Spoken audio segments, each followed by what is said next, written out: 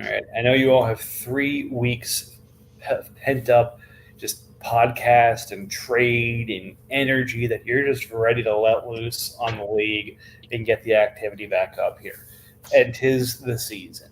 Because, guys, if we don't make the activity here, we're going to do something stupid. And it might be making a sister league of GMs. It might be joining a startup that you get tired of a month later and say, man, I'm quitting that team next year. We're going to do something ridiculous. So if you're going to do something ridiculous, do it here. We can all enjoy it. And frankly, somebody here benefits from it. And maybe that someone's you.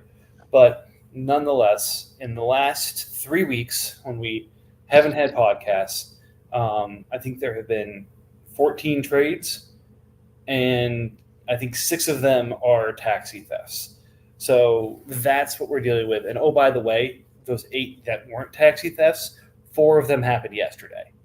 So we've kind of been taking it easy for the 4th. Hell, I was on vacation for the 4th. So I'm not necessarily saying it's all of your fault, but it kind of is. So I accept your apology, and I've got the Panthers and I've got the Eagles here with me, and we're going to do your work for you. We're going to go team by team and talk about the trades that you still need to make. Some of them are rounding up what looks like a really good roster right now. Some of it are things that we've been screaming at you for, well, not screaming, but, yelling at you for the last 3 to 4 months to do, because it's what's holding you back. So this is for everybody's benefit. We're trying to get things moving here again. It's yeoman's work to do this, but thank you, James. Thank you, RJ, for taking this journey with me. It's always a pleasure. I can just feel the excitement, the overwhelming, overflowing amount of excitement coming out of you guys. I muted my mic at the wrong time. All right. Well, with that in mind, so we usually start from the top, I feel like, and go team by team, and usually somewhere around either the end of the AFC or end of the first division of the NFC. We run on this team and roll it over. I think we're going to switch it up this time. I think we're going to start from the bottom and see if we can make it all the way back to the top, because some of these, they're going to be pretty short order, because a lot of the work's been done and it's just kind of rounding around the edges, and some of these owners aren't exactly ready to do that yet, which is fine. Hey, the guy who's the starter in July may not be the starter in September, but nonetheless, I think there's definitely activity that every team can afford to do. So let's start with everybody's favorite owner to trade with, the Seahawks.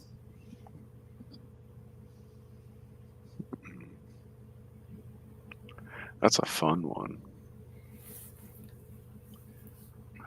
Probably needs to get rid of some running back value and start putting it into defense. I know I've mentioned podcasts and other shows I'm watching or listening to on previous episodes, but I feel like this is the part where we have to disclaim, some of us may be looking for these things that we're saying they need to trade in our trade block, but that's not why we're saying these things. We're saying these things because they're the things I need to do. So I'm sorry, RJ. I thought of that because I think your trade block has running backs on it. So, oh yeah, I'm in dire need of running back. But either way, he has 4 usable running backs. Gibson debatable, but 4 basically usable running backs. I would get rid of one. I would turn it into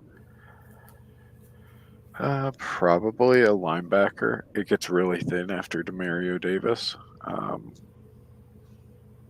Hopefully Devin White's another project for Philadelphia where he will succeed there, but that's not guaranteed. Other than that, roster's pretty fine. Yeah, I think he's really gone for depth in a lot of places and tried to set up some. I would say the one thing I will give credit to Seahawks for is a lot of the times when I think of, hey, this is an interesting approach to training that I could try, I look for who has those players. In a lot of cases, Seahawks has those players. So it's tough for me to send that offer because he's already kind of made the move in the market to get that in front of me. But that said, I think there's some pieces that he could move off of that were good bets, and he can still get out for maybe 50 cents on the dollar on and recoup some of what he put in, because it's probably a miss at this point. And I think I spent the first round pick on him of David Bell, but with Judy there, with Cooper there, with Moore there, with Tillman there, and apparently playing well, he is going to need multiple injuries or a trade to do something at this point. So take the name. People liked it. See if someone's going to give you a late second for it, because you could probably still get that at this point.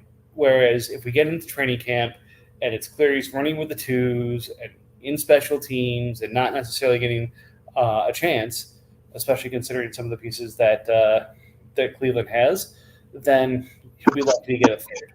So, yeah, it's less than he put in, but there's a couple of these where it's just time to take a step away and circle out the asset for something different. Let's see, what else does he have like that? Like Sean Tucker, I feel like is, again, clearly not a second-round pick, but, I'll call it some ambiguity, I feel like, in the Tampa Bay backfield, and there was a time that Tucker was that guy. Right now, it doesn't look like he is, because that's White's job, and was it Estime that brought in there, or Bucky. Who was it? Oh yeah, the Oregon back. Bucky.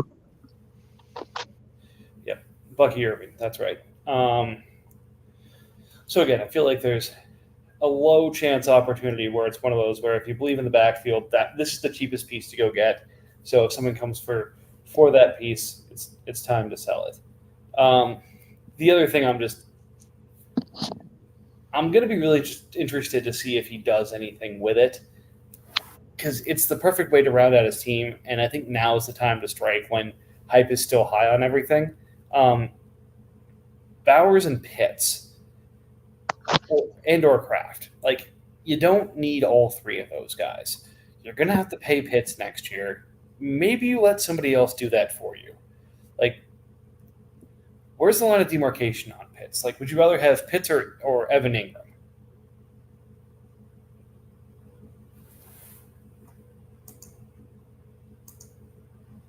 Are you guys just all on mute, or what's happening here? Nope, I'm not.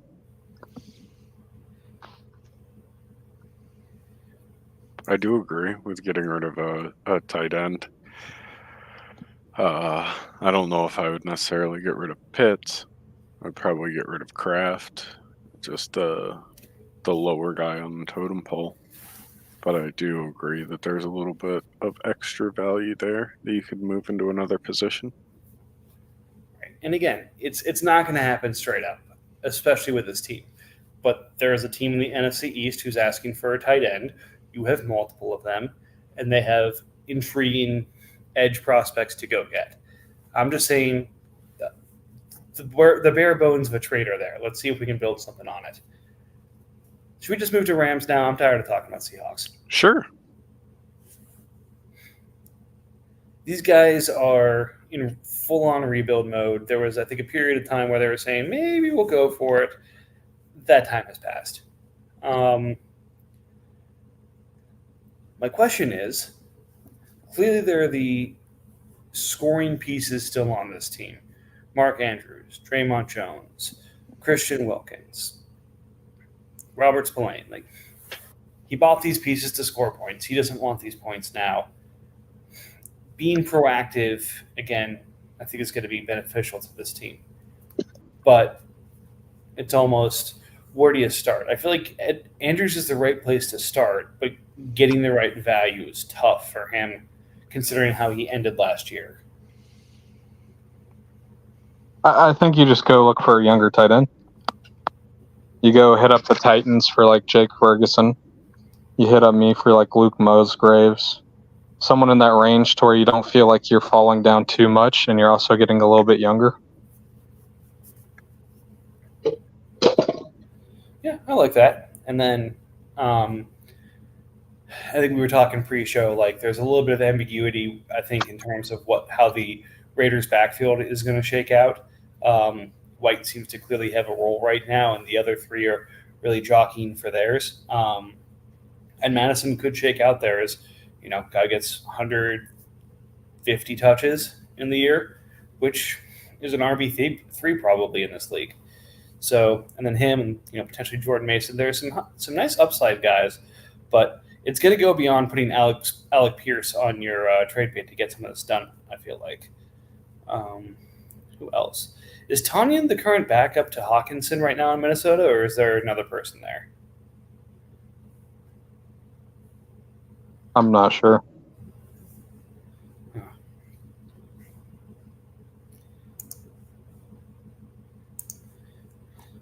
All right. Let's see. Defense-wise, Christian Wilkins should be fairly easy to ship to someone, especially now that you can start 3 D-Techs. agree. I A mean, team, the team like the Lions should, really look into his. He's got David Onyemata and Jerron Reed on really expensive 1-year deals. Maybe move off of one of those back and kick in a third. That way, Rams gets a player back that he might still be able to get a third or fourth out of, and he gets a more proven, better point scorer to help him compete and try to win the North. Mike, we have a fourth that needs to be added. All right. Well, I sent that to him a little while ago, and he hadn't quite joined, so I was going to let him in next time I clicked on it. But good. Well, as I eventually you creeped want to down the trade and you log on? stairs, my 3-year-old decided to open her door and reel me back in for one more goodnight hug. So, You know what? I miss that sometimes. My kids have grown out of that stuff, and it's pretty awesome. yeah, we're sleep training my 9-month-old, so it's a slight disaster in sleep schedule here. Sleep is for the something. All right, let's talk. So are we proposing trades for the tankers or just the NFC South? We're going team by team, and we're coming up with trades that they should be making or pieces they should be moving. And where we see good matches for them, we are suggesting them. At this point, we are just ideating of the trade needs of the better part of the league. This is good Samaritan shit right here. And Brandon, if you say it's the Giants every single time, I will boot you from this podcast. I would never. You heard me. I've been warned.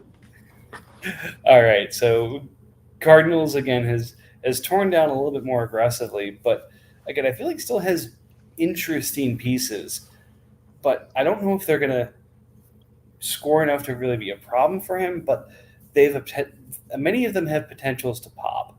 Like again, he has Laporta with Caleb Williams, which is nice pieces to build around. The backs, except for Cook, all probably need a year, but he doesn't necessarily need to move off any of those, or Cook is still affordable enough at that price. I would just like to see this made up slightly differently if I'm him. And again, he's got a deluge of, I'll call it linebacker 2/3s that if I was competing, I'd want to grab, 2 of if I could, just to kind of put at the end of my roster. Yeah, I was kind of thinking either Dean or Dotson would be a very good addition to the Packers to have more security as a linebacker too, and also add a younger guy for when Bobby's gone. Isn't the Minnesota linebacker decent one right now? I'm pretty sure he's going to be a starter this year. Yeah. Maybe. I think he's in the rotation for that role. Oh, yeah, he's an inside linebacker. I was going to say, he got beat out by Ivan Pace last year, an undrafted guy, so my hopes aren't very high on him. Yeah, I think he's going to be a 30 or 40% utilization guy unless someone gets hurt. But again, that's a linebacker 4 probably in this league. Yeah. I think that's a better just wait till he pops for a week. Cashman or Pace get hurt for a game or 2. You can make probably more profit then. Arizona's done a good job of tearing down the roster. The only things that he has left are slightly expensive players that are like mildly productive, and it's going to be really hard to move those. Like moving a $27 million Kendrick Bourne, I'm sure I'm sure somebody will have a season-ending injury, and somebody will make that happen. But as of right now, oh, I wouldn't mind seeing a move off of Dodson. Yeah, He's that a was a guy good I was one. about going hunting for, but I don't think I have the piece to add him. Just in my store, you know. Yeah, he's like right now he's a pretty expensive linebacker, so I understand he's probably a pain for a lot of people to trade for, and that's probably not the most enjoyable thing to trade away. But he's 26, so like I don't know, what are you gonna get the tail end of his productive career while you're getting while you're starting to get into the window of you competing? Like cash out now, buy another linebacker next season with whatever you get for him. So a fun trade that wouldn't happen, I feel like, but probably should. What if he goes to Steelers and offers some Dodson for what's the Denver linebacker he has? Sanders? Sanders. That could be an interesting one. Are they still thinking about him as an edge? They're thinking of him done for the year. Oh yeah. Oh, Yeah, he was first ACL tear, so interesting. That'd be an interesting one. It would probably cost a bit more than Sanders, but that would be a very interesting move. And probably something that doesn't cost like a crazy amount other than Sanders. Third round pick or so.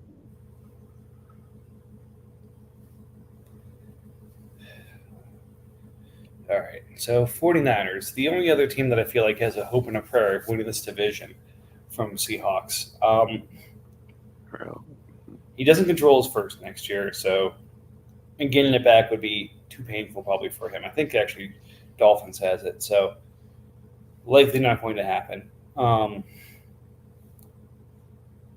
But I don't know.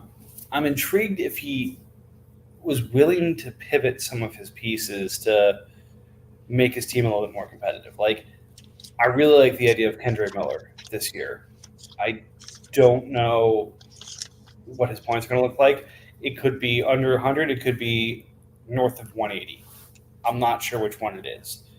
But could I move that range for, I don't know, a 150 type of back? Like, I'm trying to think of who a good target could be there. to sell a running back and buy another running back is probably the hardest thing to do. his That's- big need is wide receiver. But so could he flip Kendra? Like DeAndre Hopkins is probably too low. I'm trying to think kind of above that. Yeah, that's not unreasonable. I would say like Calvin Kendra. Ridley, maybe. Well, That's probably a little too high. I feel like I'm having trouble finding that midpoint. but what if you pair Kendra with some of the extra value at another position? He has 3 startable defensive tackles right now. He could move off of one, probably the oldest of them, and Ashawn Robinson. Kinlaw's still fine. He'll likely be productive this year. Allen's good. He'll be productive. So you pair like Ashawn and Kendra, and you can shoot a little bit higher at running back So I think what I or do wide receiver. if I'm him, I'm coming maybe to someone like you, RJ, and saying I'll give you Kendra and I'll give you Nico Collins and I want Jalen Waddle back. Again, some probably have Collins above Waddle, so wouldn't do that. But could I package Kendra with Nico and get myself into the wide receiver one conversation? Yeah, one of those players that is close to being like a Waddle type, close to being around their 5th-year option. So like with the financial decision looming, you might be able to get them for 10% less than you'd expect, something like that. I think that would be a really good trade. I don't know if I'm the team to do it, but I think that's the right player to target. All right, it's got to be the right kind of player he's getting. Like it's got to be, I think, one of those top 10 to 12 receivers. And I think everyone has different players who occupy that space. But could be a really, really fun trade to make there. But again, I know he's really liked Collins, and he's been hesitant to move him for anything less than an obvious upgrade. So that may not be it. Otherwise, it's kind of tight end. It's if you're, intra-division trade, maybe this is who the Rams come to with Andrews and say, fine, I'll give you Andrews for, I don't know, Josh Oliver and Kendrick Miller. Maybe that's the best you end up doing for him. Yeah. That is very possible. Right. That would give the Rams extra running backs to move around and make a secondary trade that could be profitable also. So, Commanders pulls his pick and I think some 26 picks. He's invested into a bunch of young receivers. He's got J.K. Dobbins as his lone running back. Yeah. Looks like it should be building, but it has the all-star team of the defensive ends. And Chris, you can only stay if you process these taxi thefts.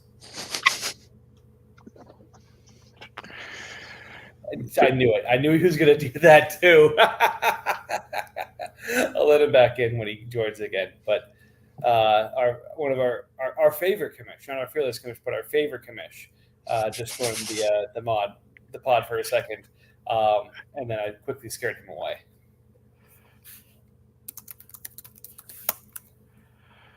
There we go. I was kidding, Chris, but well played. I don't want to do that work.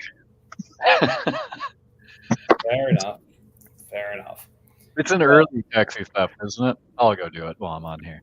Abolish the taxi position. They're both Saints. Saints traded for players and then decided he didn't want them, put them on his taxi, and they got stolen, and he just said process it. Okay, so your claim and Chief's claim. Yep. Is that what I'm seeing? Yeah, Goose has a claim, I have a claim. But all right. These super valuable players. Yeah. Forbes. And Chuckwan. Just for the name alone, man. It's at least worth a third. Anyways, we're talking Commanders here.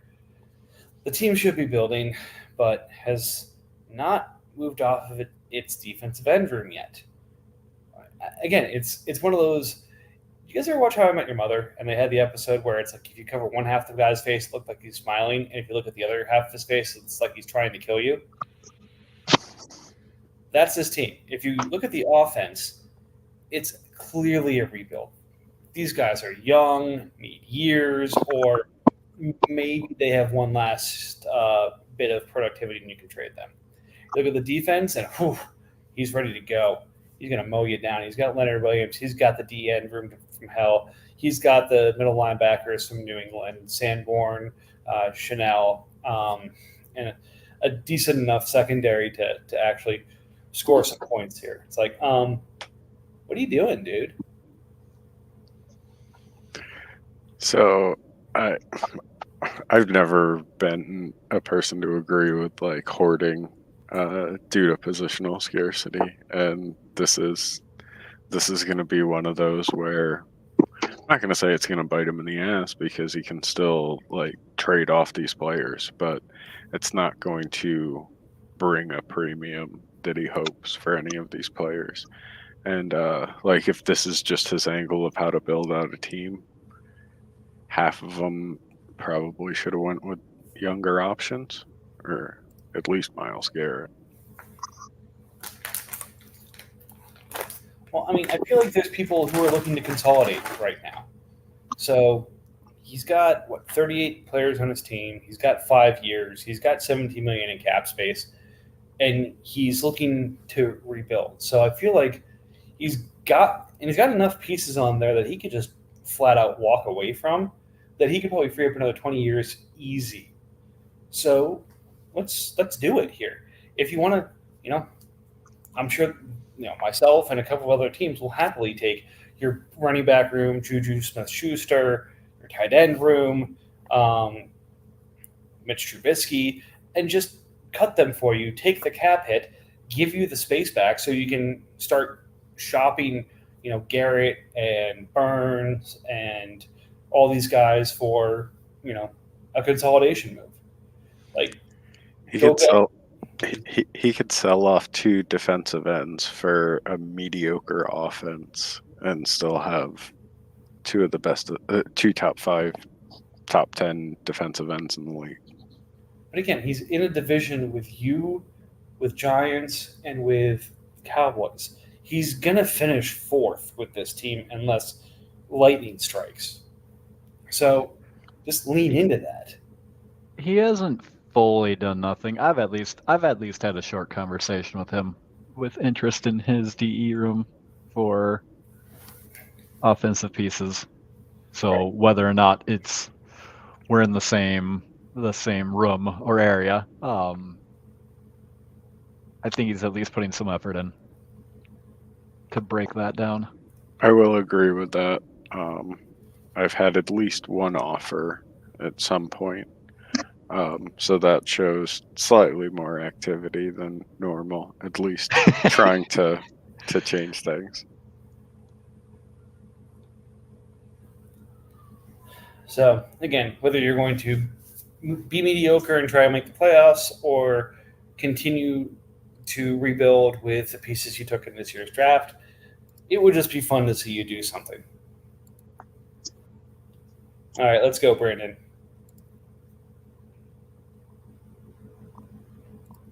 Sorry. He's ready to be back.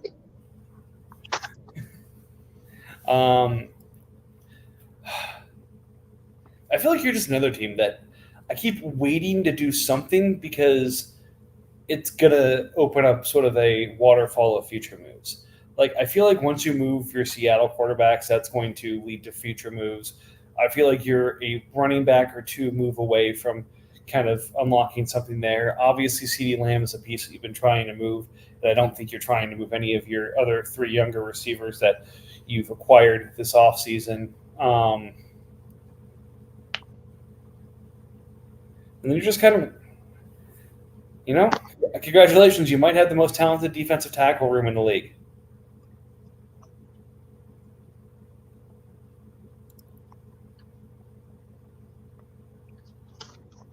Yeah, that's true. It'll be a fun year for sophomore D tackles. I would definitely say get off of one of those. But you can start 3, so he's got 3. Yeah, but do you want to? Right. Well, a lot of the time, it feels like when a D tackle explodes, it's like 1 week he drops 40, and then all of a sudden it's the 5-point, 6-point famine. Yeah, I'm actually in the boat of having at least 2 very good D tackles on a team for consistent points out of that position. So yeah, he can probably move one of them, but then he needs maybe a depth piece back to replace it. And since people wouldn't pay too much for a D tackle anyway, you get a little stuck on what you're moving them for. Like, I bought an extra high-end D tackle this offseason. Everybody else seems to be low on them besides Giants and I. But like, in my perspective, I'm happily keeping 2 high-end guys. So I don't know how eager he is to break those down. Like, out of the 3, I'm assuming he wouldn't move Carter. I don't know if Giants is back yet or not. Probably not. I'm assuming I am Carter would back. stay. Oh, you're back. I was Assuming- wondering who we're talking about with good D tackle room. I literally I was- said, let's go, Brandon, and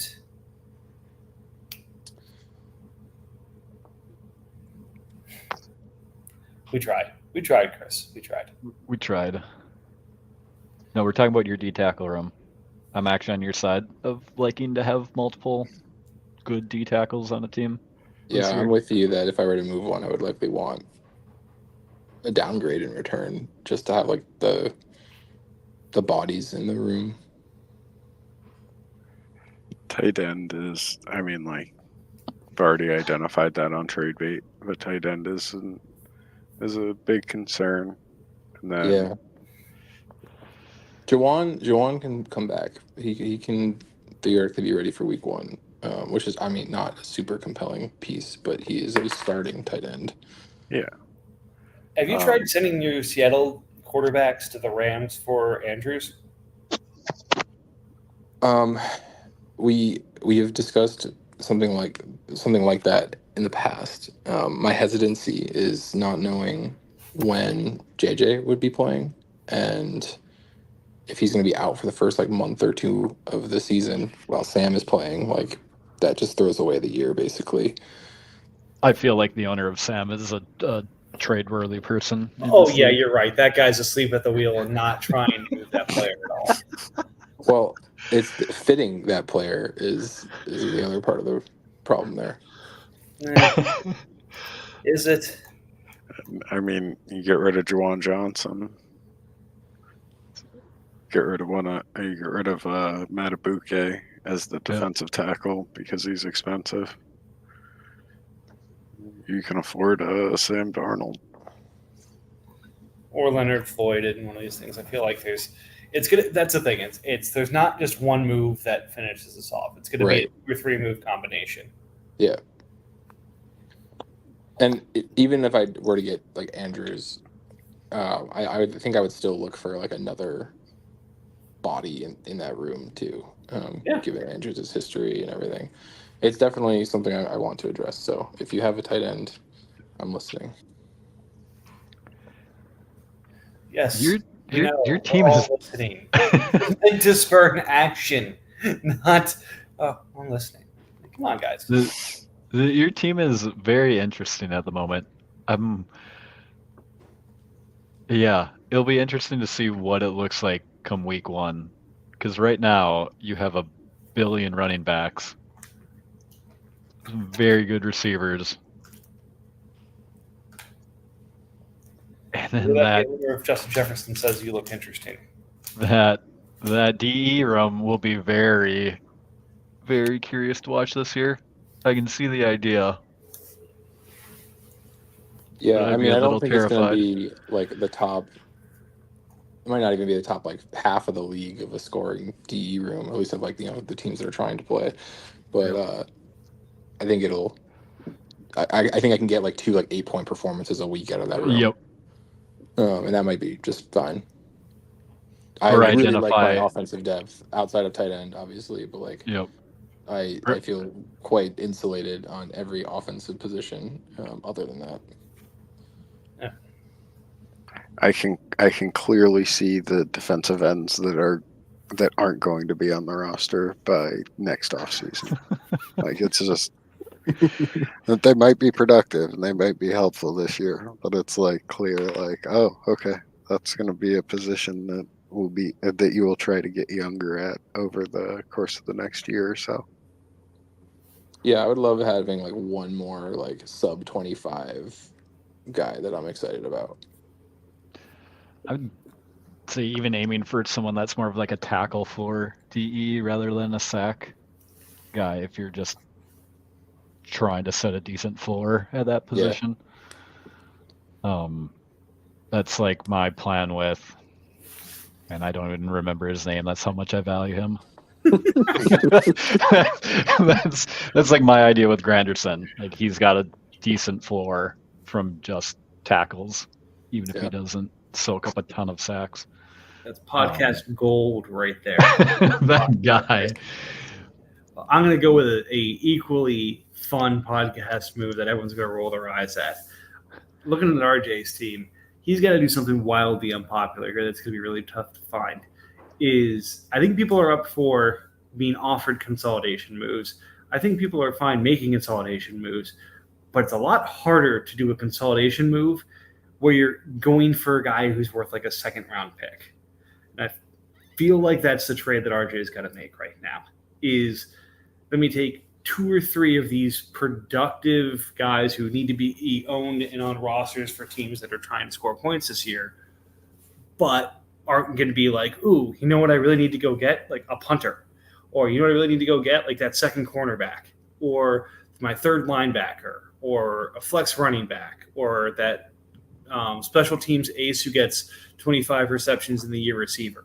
Like those are the kind of guys that RJ's got to package together to go get, I don't know, like a wide receiver 3 in this league, or a running back 2, or kind of a high-end handcuff / timeshare back for one of these guys. I feel like that's the move that RJ's got to make to A, get some of those pieces to round things out, but B, to free himself up to add a couple more of his usual, call them long shot, but predictive guys he likes to own. If I was RJ, I would be very interested in packaging one of my dart throw tight ends and maybe a wide receiver, some other piece for one of the Ravens tight ends, like our team Ravens, his like hodgepodge of like 4 pretty solid tight ends, and Kenneth Gainswell to have that stack for Saquon. As a Giants fan, I'm very worried about Saquon's durability. And if you can't add an actual like another RB2, I think at least like securing the room might be worthwhile.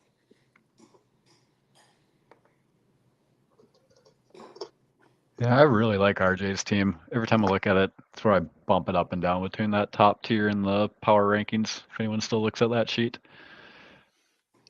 the fact that you've got 2 starting QBs that are both, I would say, good. I mean, it's debatable on one of them, but the fact that you should have 2 good starting QBs is a huge plus, along with the rest of that roster, and still having a first, even though it's out in 2026. Like, that gives you a decent amount of flexibility even throughout the year. Now, did you say the same about my team, Chris? Let me take a look at your team. Well, he's not. No, we already looked at him, so Nope, he's not. nope. Well, I like that. I like that you've got a Vikings QB. I like as a the Half round grade inflation. I have doubts about how early he will actually play, realistically, just as a Vikings fan, which I'm fine with in real life, but I also own him in another league now too. So it makes me sad if he's not on the field soonish this year. But we can commiserate together until he starts. Yeah. But I mean, if we're comparing your guys' 2 teams, RJ's is a lot more well-rounded at the moment. Like, you've got the wide receiver stack on. Well, His is the more desirable dynasty wide receivers. Mine are a little bit more proven. Yep, that's a very good way of putting it. Yeah, I think I think like this time next year, my room is drastically better. But for this season, points wise, yeah, it's probably fairly even. Yep, I can agree with that. But yeah, it's the unsexy move of, can he take one of like Darius Slayton, a Cade Otton, and Bradley Chubb, put them together, and that's Mark Andrews. I actually like Otton as a hold rather than moving him off, but that's probably just me.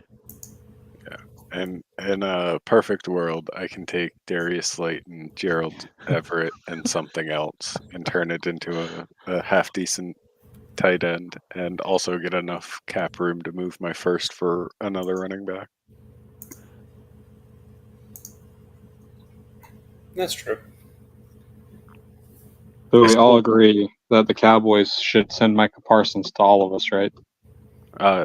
If he could split the points between like 3 of us every week, yes, I don't will. want that I will pay into a third of that. bum. I don't want that bum.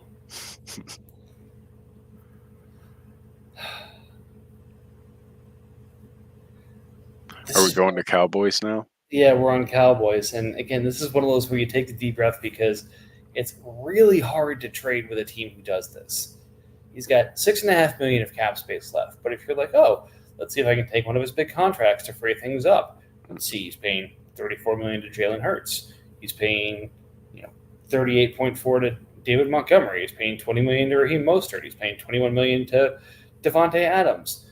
I don't know how to take cap off this team. Ernest Jones! Yeah, probably not so much. His defense is basically one David Montgomery.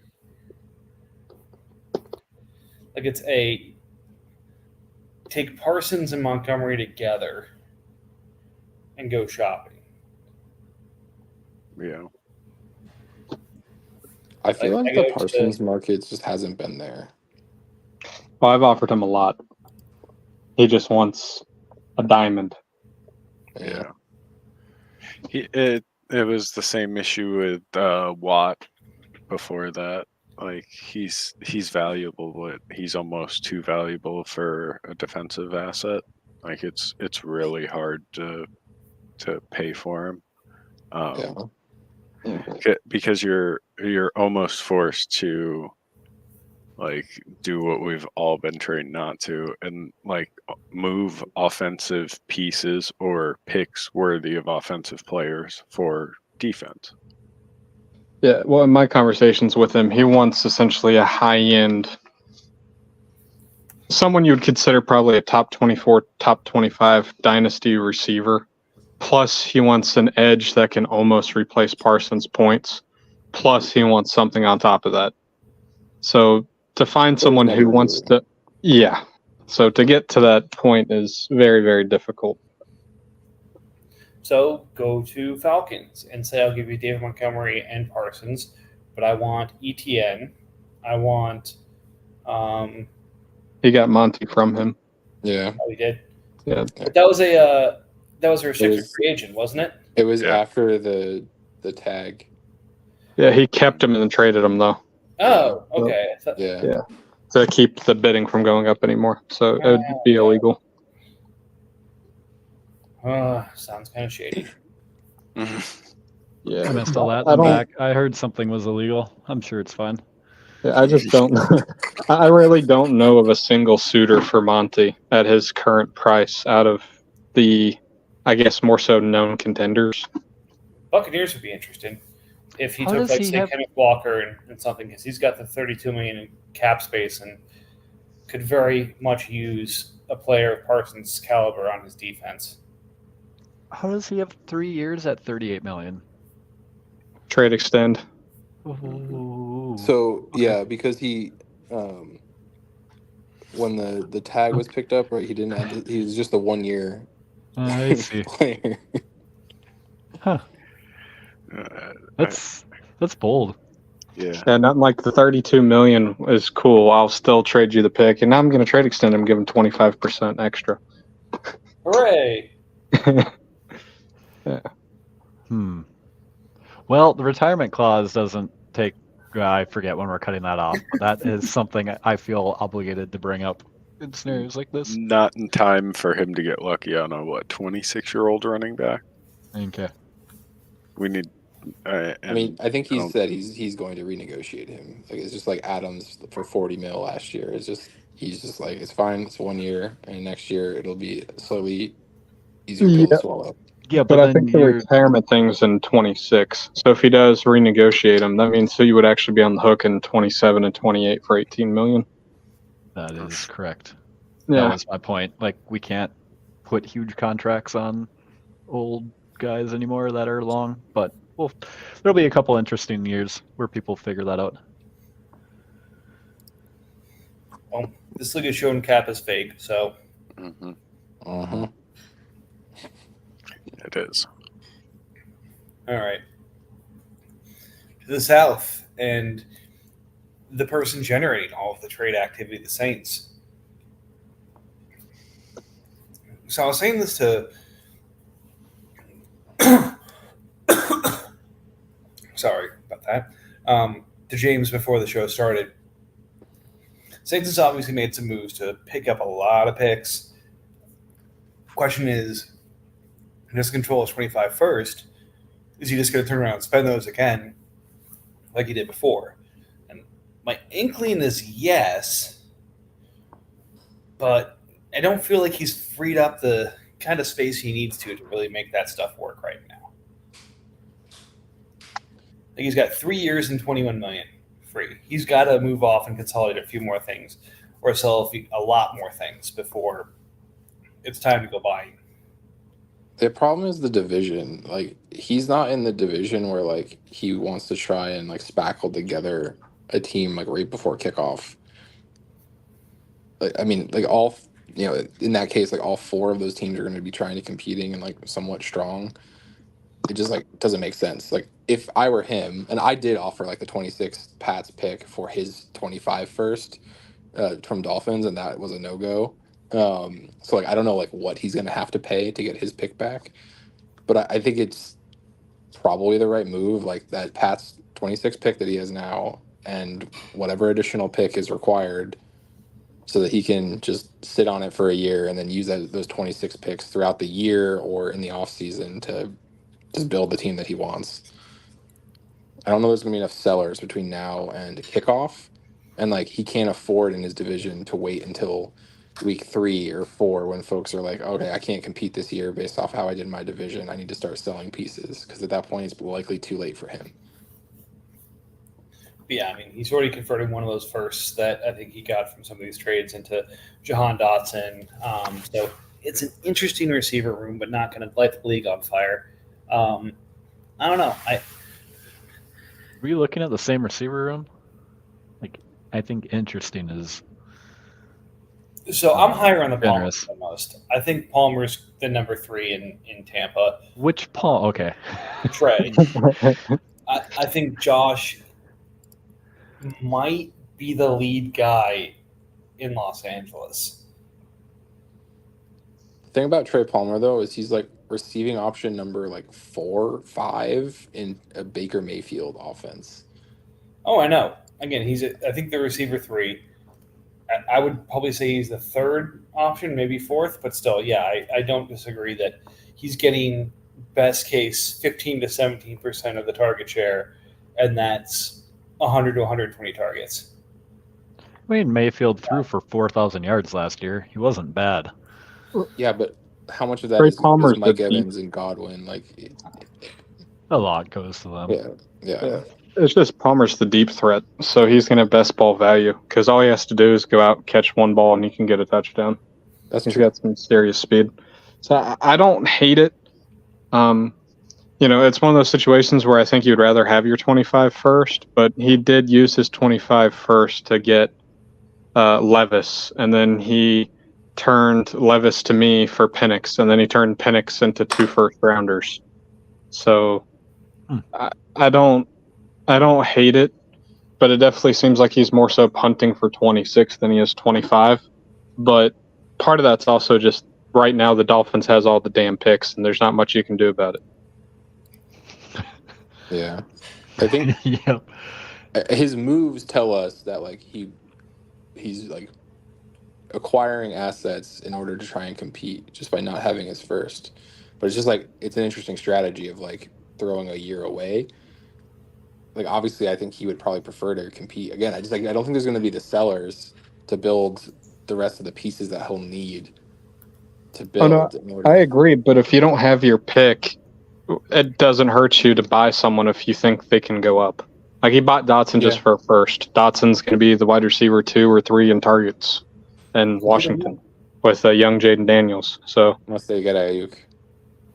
yeah, who knows with Ayuk? He's being a very big crybaby. So we'll see.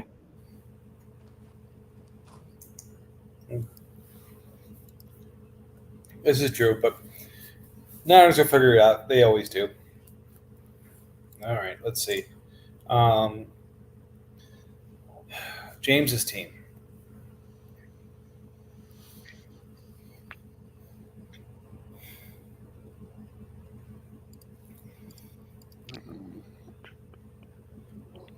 Sell off a running back. Sell off one of the million geriatric wide receivers. No, it's only 2 of them. Yeah. Hey, RJ, are you in the market for some of these players? One of the running backs, yes. You want to have that RB conversation for the 10th time, RJ? No. Later on down the line, we will.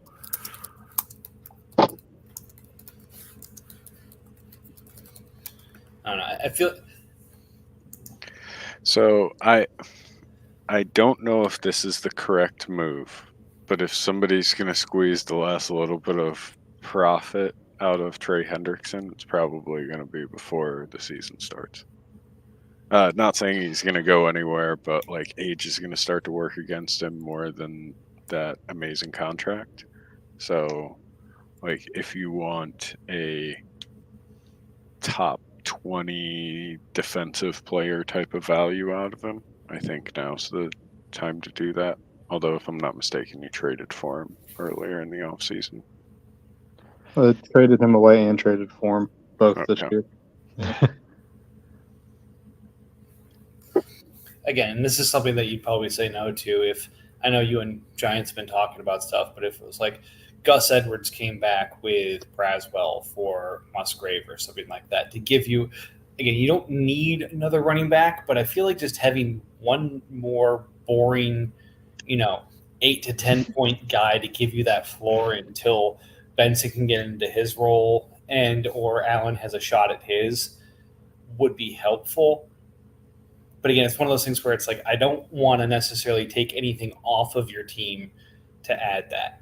And I feel like that's where you're sitting right now. It's like it'd be really nice if you could add one of but it's like, okay, to do that, you have to downgrade from Brian Thomas Jr. to do that, or you've got to move off of Trey Benson, or you've got to, give someone the tip just for a second to see how it feels.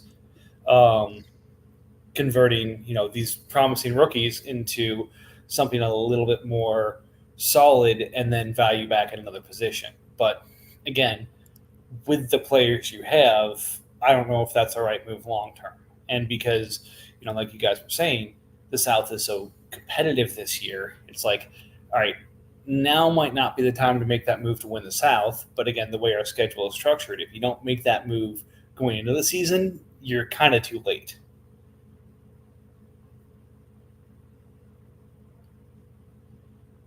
I can agree with that.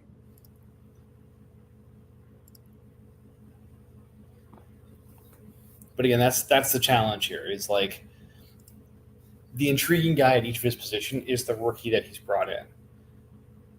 He's got value at that position he can move, but he almost needs the value at the price point he has it. So which intriguing rookie is the least valuable to him? And we know Tip is the most valuable to him. For him to take a step back to add those pieces to round out the edges, or again, it may just be too early for him to see what those things are. But the other aspect of this is as soon as we actually get into training camp and see who's going to have the immediate shots at roles and who's going to be more of a have to earn their place position, that's going to change some of these guys' values too.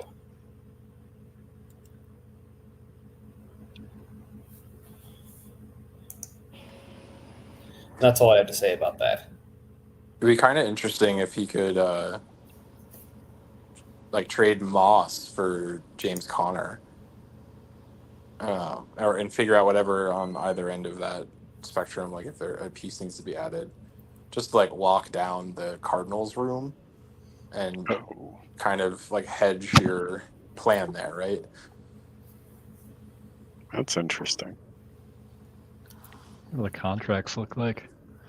Kind of similar. I think it's They do 15, look 17. similar. Yeah.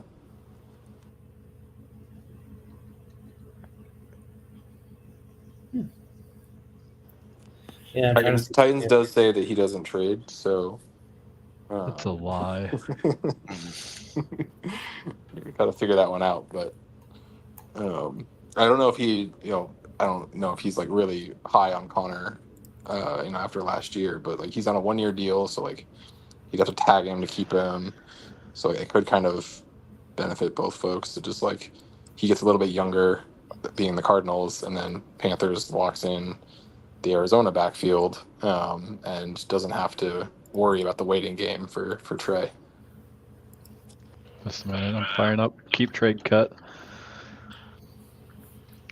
Let's go. Those are fighting words, apparently.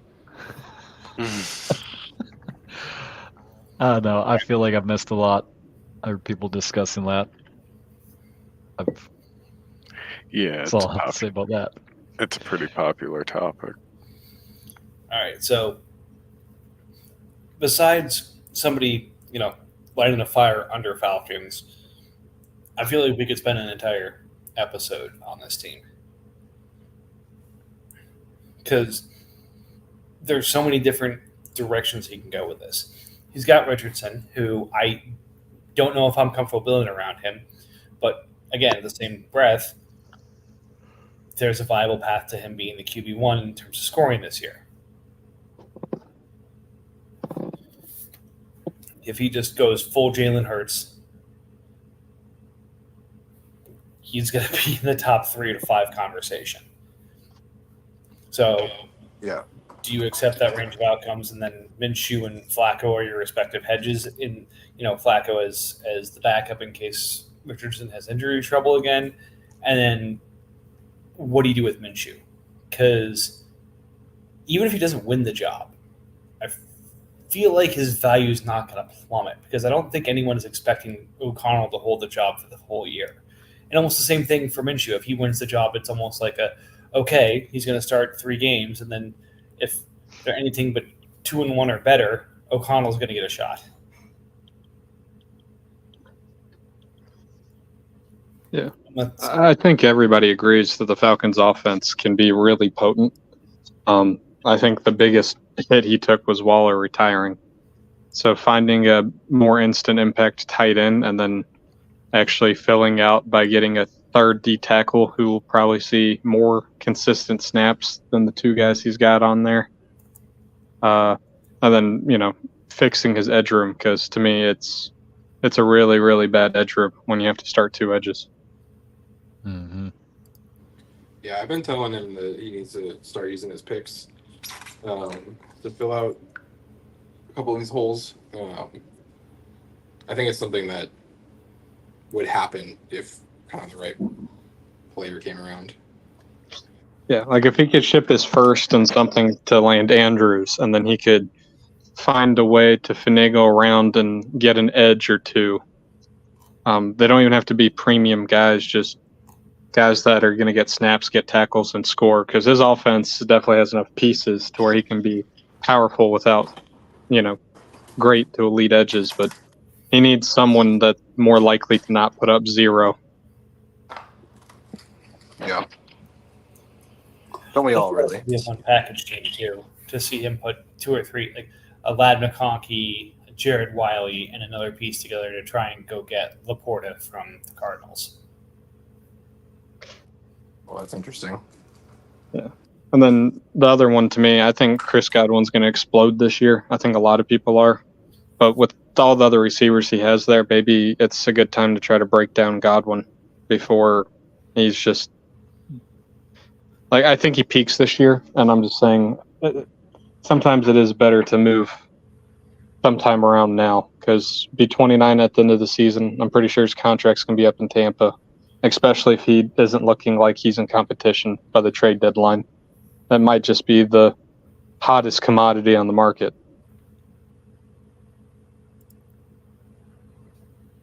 That could be the same rationale to why you hold him until market peaks a little bit more.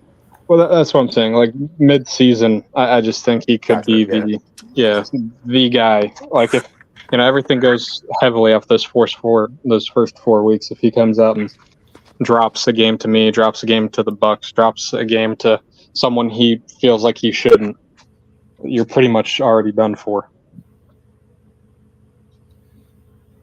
Yeah, I mean, I feel like with the Falcons, it's like 20% chance he wins the division, a 50% chance he's second, and like a 20% chance he's in third place.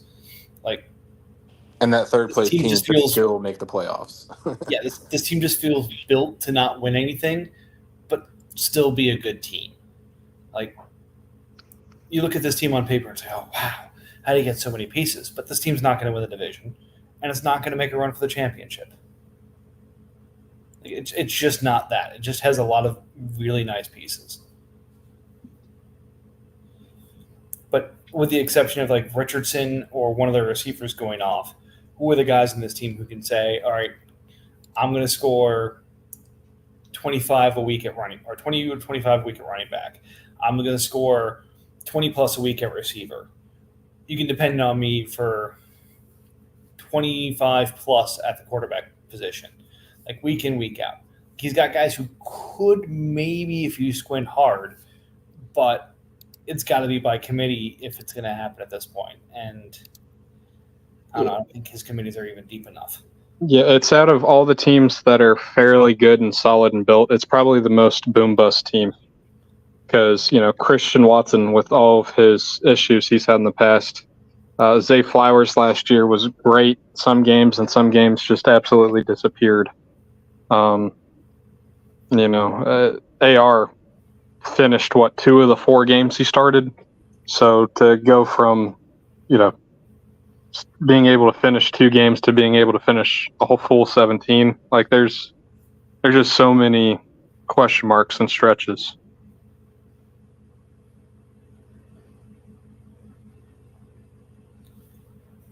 Let's see.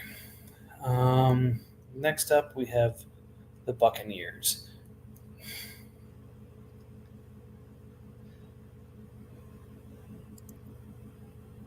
If I was him, I'd be trying to sell Javante before that battle gets finished.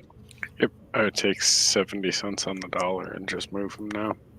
Yeah, because if he loses to anybody, or if that becomes a 3 RB committee, he's going to be in trouble. Because with Walker and his getting banged up, missing time here and there, and not having a consistent RB potentially can really handcuff him. Yeah, I would be much like if I was in his shoes, I'd be much happier to turn like Javante into let's say like a third linebacker and just hold on to like P. Ryan. Yeah. There's also no longer any Crosby, and his edge room now is not nearly as scary as it used to be. No, it's still pretty scary. Malcolm's a stud. Trayvon's probably going to be just as productive this year. DJ's in a better position this year. Yannick will sign with anywhere that he's going to flourish. Zaven, I don't know if Zaven even puts up 114 again, but it's definitely possible.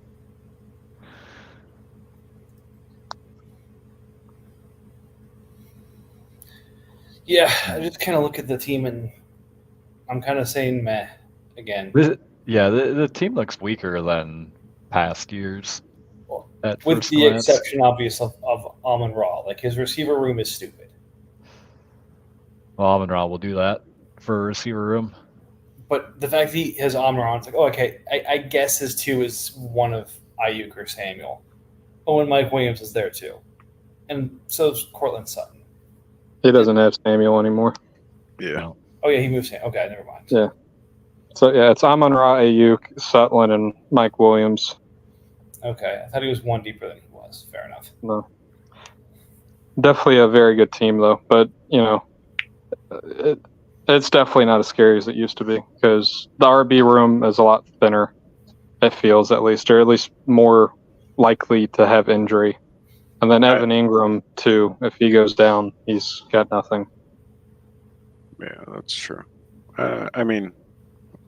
Is Pharaoh even going to have an opportunity there? Probably not. Yeah. And he's not 3 or 4 deep at linebacker like he's been years past either. He's got 2 very, very good linebackers, but he's only got 2. So if he does lose one, it could hurt. trade Pirine, Javonta, and Mike Williams and go get Devontae Adams from the Cowboys? Probably not. Maybe. Probably. That actually doesn't sound terrible.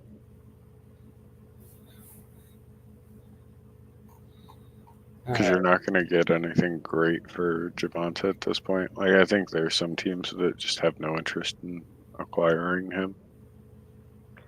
Yeah, I definitely agree with you there, RJ. I think the majority of the league is going to either significantly devalue him or would rather wait for something to happen. Like if he gets cut and that price actually drops, I believe most people think he's going to land on another roster. Mm-hmm. But until that happens, that temporary price decrease might be the only thing that helps him.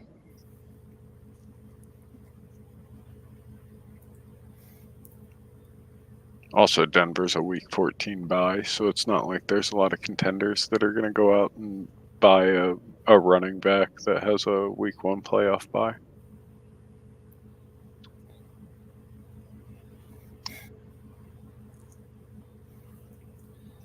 All right. We don't have to spend much time talking about these next two teams. They're not really interesting. I'm kind of just stuck waiting for someone to buy my stuff. Not a whole lot I can do at the moment.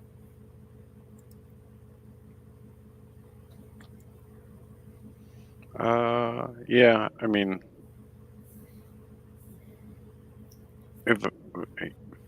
if you move off of some of your like lesser pieces, I don't know if you can dump them to anybody, but like I'd imagine ideally you'd like to hold on to the majority of your rookies. So like thinning out like a $10 million Bo Melton, more about like the 3 years associated with him. Stuff like that seems. Finding somebody to take like a Mike Edwards for 2 years.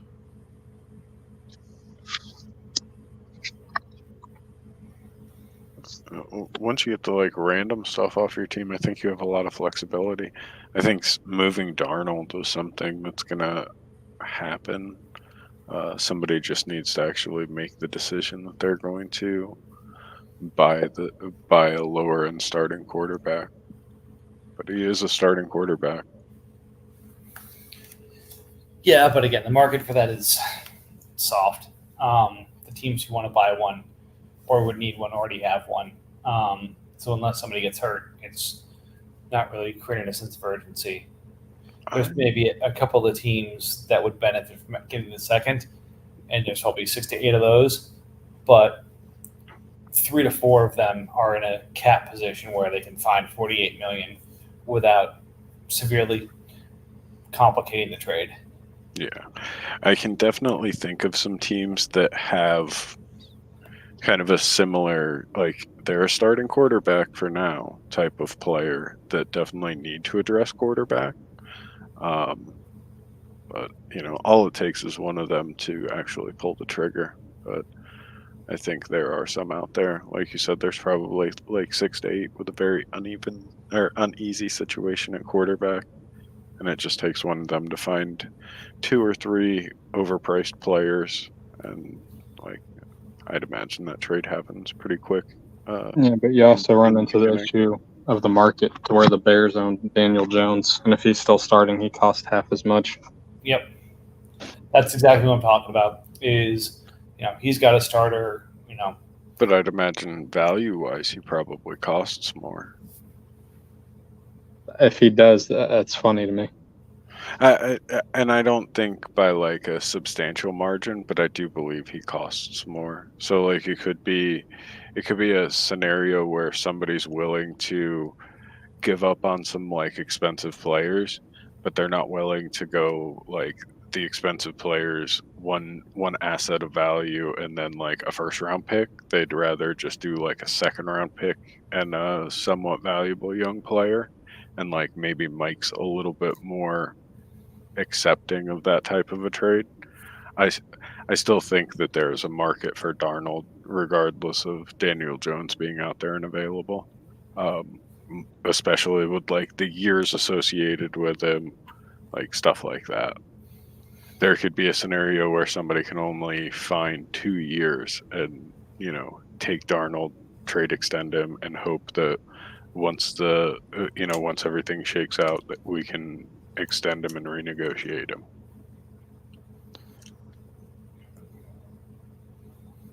I can tell you the Daniel Jones market was not hot while I was trying to move him last year. I can't imagine it will be hot this year, so he should likely be on that team until somebody actually has a need of him, and then can just go ask and get him for, I don't know. I don't even know what I traded him for. It was peanuts at the time. Yeah, I think Daniel Jones is in one of those weird ones where he's just valuable enough to where, like, there is a Sam Darnold in our league that could be bought, and then there are like other teams with multiple quarterbacks that could probably sell off a slightly better quarterback than a Daniel Jones. Mhm. So like I would think his market is softer than a Sam Darnold, regardless of price. Like contract price.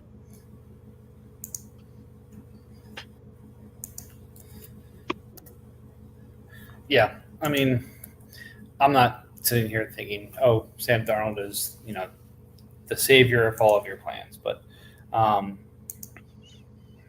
he's a starter. He's going to have value in the league someplace. So.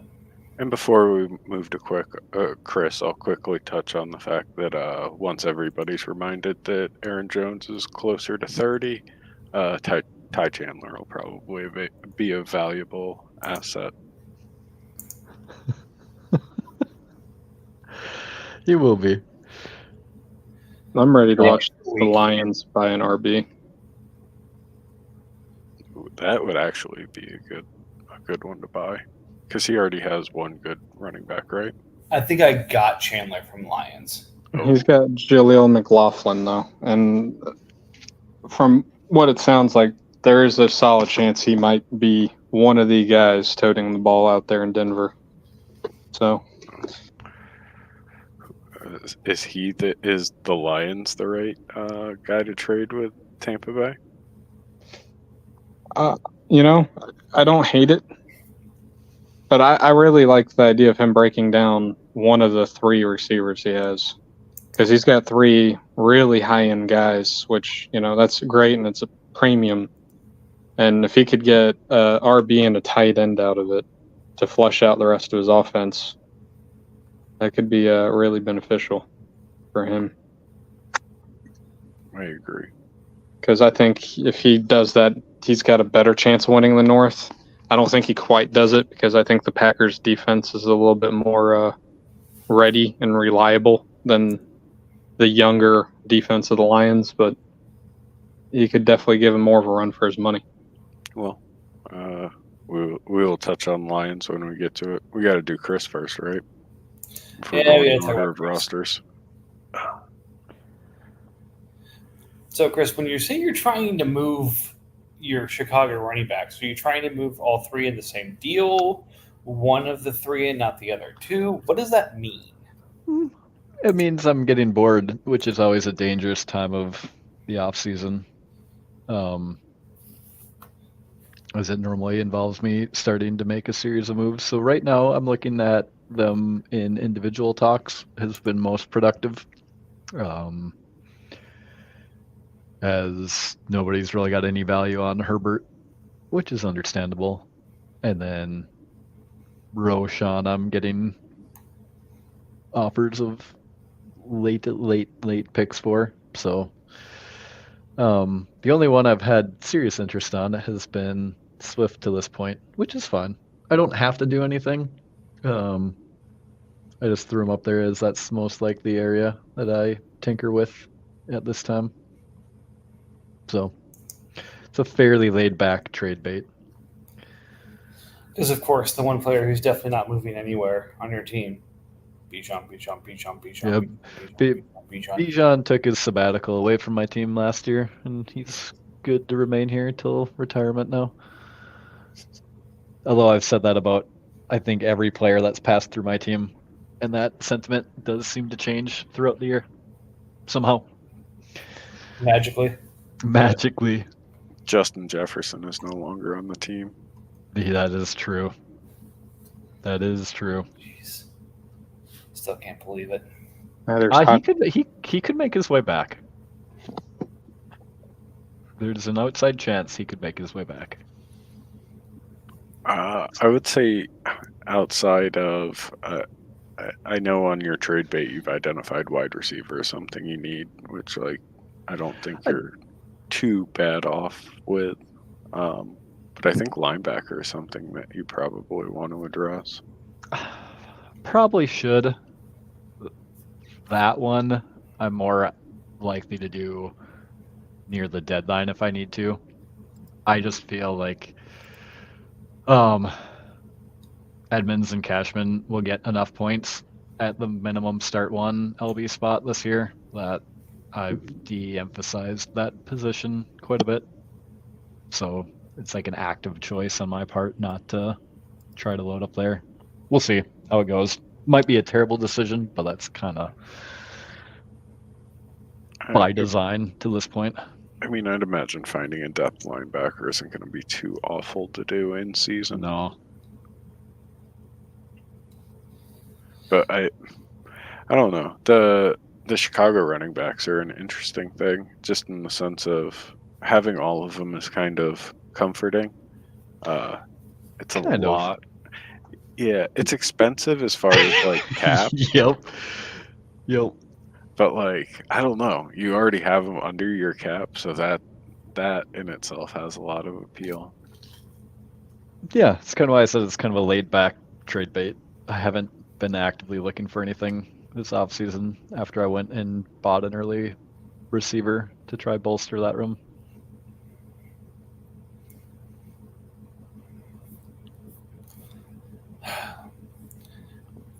The next one is the team I really want to see make a trade. Because, let's be honest, anytime the Lions post anything in analytics, we all gobble it up. So it's not like this team doesn't understand league value. So if you understand value, you've got interesting pieces, picks, and other things you could convert to fill some of the holes you have, and you don't, I'm a little worried. But not worried enough because of the things he does, showing the dedication for the league when he can. So he's either wildly busy or he's in 50 leagues and can't necessarily spend the time he needs to here. But I would just love if he could just set aside 2 hours in a week and just do some work with this team to brush it up around the edges.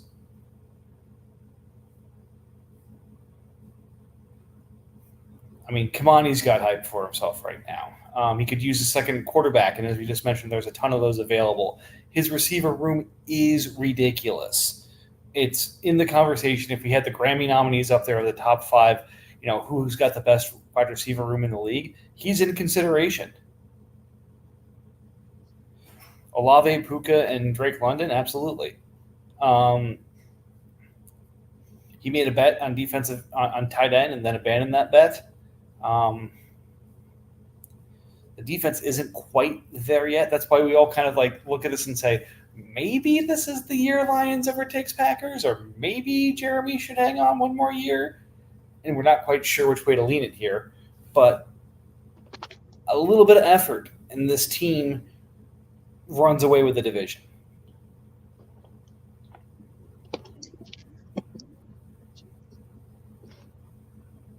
Thoughts?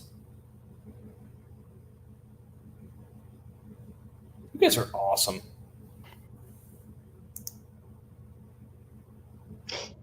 Yeah, I think it would have been interesting if he would have kept Jerome Ford and then traded for Nick Chubb and Kyle Pitts and maybe something else and sent Seattle either London or Olave.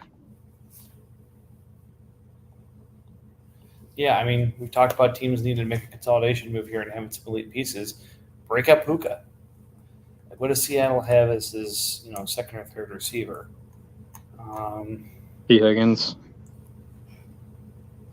So yeah, if he put like Higgins, Pitts, and Najee together, does that pull back Puka? Probably.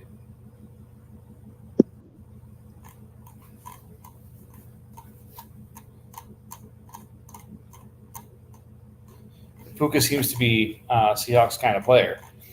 He's cheap, he's elite, and I don't have to worry about him for a couple of years.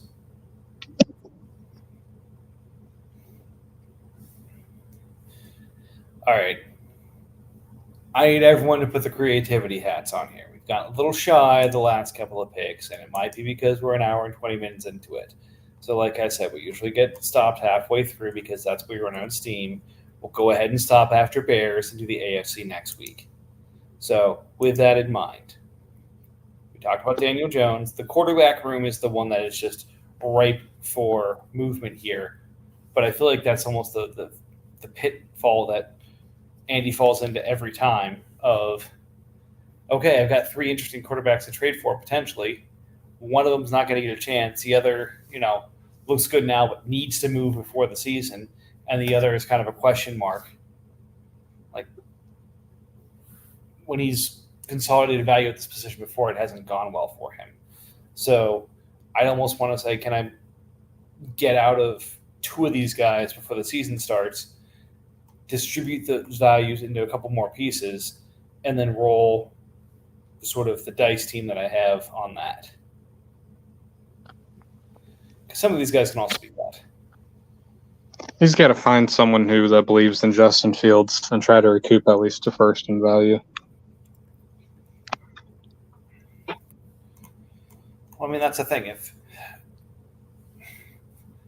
there were plenty of podcasts pre-draft that were in the, 12-team mode, hey, you're going to be able to get a first for Justin Fields at some point throughout the year. So if he agrees with that, I mean, considering how I think he's paid up for him twice, he probably does. He's gonna want that back, and if he doesn't get it, it's gonna be one of those guys that dies on his team, or ends up working out great for him. That's a bet he's making. But like I said, it's 3 risky bets at the same position in a position that's a little bit saturated. So again, I think there's a Daniel Jones move here, maybe to the Lions for a couple of pieces, or it's let me move off of Bo next for someone that I know is going to produce points right now, even though that's not necessarily what Bears wants, but that's going to be an easier, home to find than, okay, we're going to get Daniel Jones, but Drew Lock could be starting after 2 weeks. You know what I just noticed? Fields' 5th is already picked up. It's almost $34 million. Yeah, that's the problem with some of these trades too, is there's a couple of these 5th-year options that have been picked up where it's like, oh, I wonder what that's going to cost me. Then you look at what's in the sheet and it's holy shit. Yeah, I don't. Fields is going to have to get on the field in Pittsburgh for him to get a first back now. Yeah, I mean, barring Russ let Russ cook Russ again, he's going to start games at some point in this season. I feel like I feel like to bet against Fields not starting the game this season, you're probably getting -400, -500 odds. Well, have you seen the Madden trailer? Yeah, he was returning kicks. Yeah. I think that's one of those that they just kind of used generic numbers and someone forgot to check that. No, I think it's a real thing and more of a joke. But it's also been a lot of the stuff coming out of camp in Pittsburgh does not sound pretty about him either.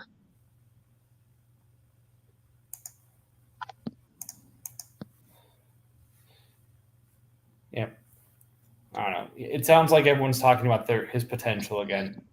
And at some point, that's going to be intoxicating enough that Tomlin will give it a shot, or Wilson will make him give it a shot. But all right. So the trades that have happened in the past 3 weeks. we'll touch on some of these pretty quickly. We'll spend a few more minutes on some of the ones that have been, I'd say, more impactful. And if it was a taxi claim, well, we're basically going to skip it. So I was going shopping for backup pieces last week and thought to myself, hey, you know who's going to be an intriguing piece to go buy is Trey Sermon, because he's the backup to Jonathan Taylor right now. Yeah, Dolphins beat me to it. I'm sorry, Jets beat me to it. Getting his Jonathan Taylor handcuff and not letting me get into a position where I could potentially leverage Sermon for value. So good on you, and screw you very much. Yannick for 2/4. Oh, how the mighty have fallen. Thank you very much to Buccaneers for, again, doing the public service of getting the player that Chiefs is shopping across the entire league off the market. Rams put up that he wanted to move off of Khalif Raymond. Chiefs obliged with Alec Pierce, Denico Autry, and a 4th, but he didn't mean to put Autry out there, so there was a swap of Autry for Daquan Jones. And at which point, Rams put Alec Pierce on the board. So if you got a 4th, a D-end, and Pierce for Raymond and a 5th, I guess he's hoping for a 5th for Pierce, but who knows? Taxi theft.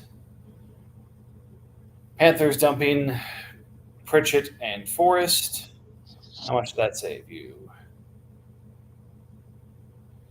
12 million in cap and 3 million in years. Giants moving a corner for a defensive end.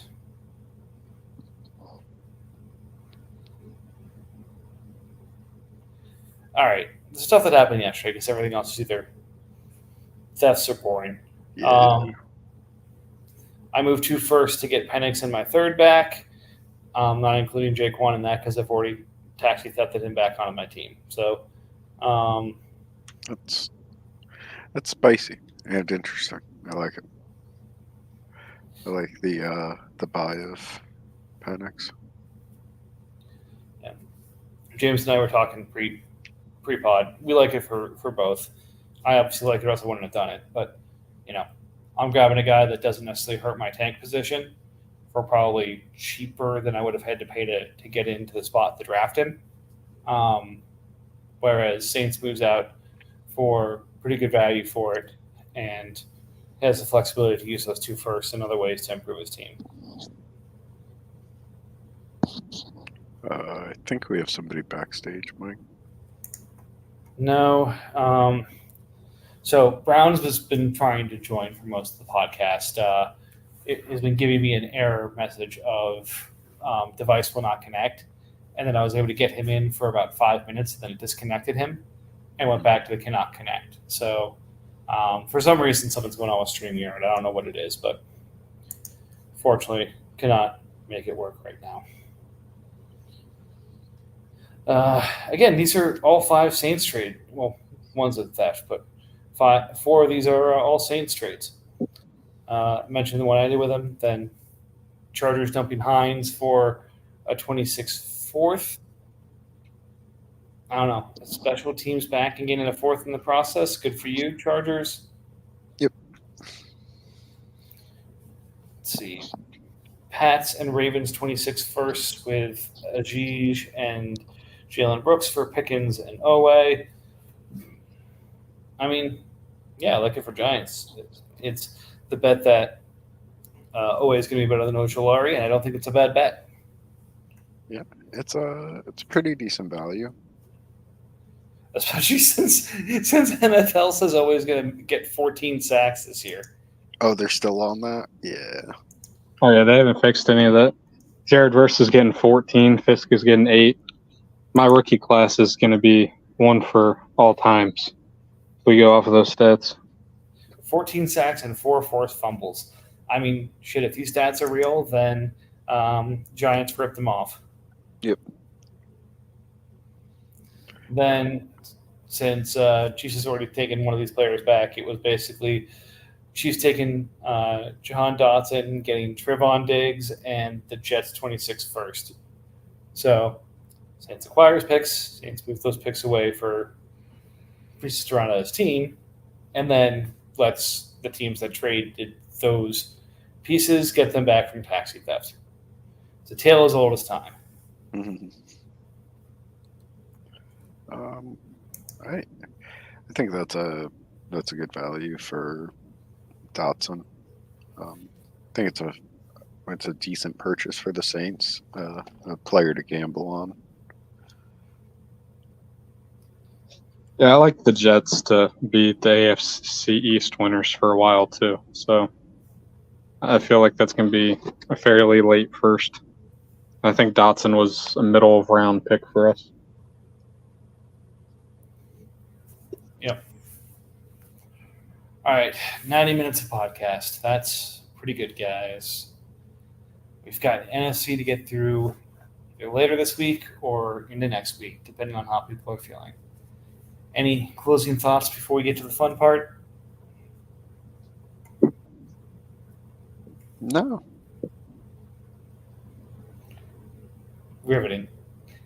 All right, let's get to the part you guys want to be at anyway. Thanks for those who listened, and we've given a bunch of ideas. Doesn't mean that's all of them. We'll get to the AFC next week, but until then, spend a couple of minutes online, take a look, use some of these ideas, adopt them as your own, and let's get things moving once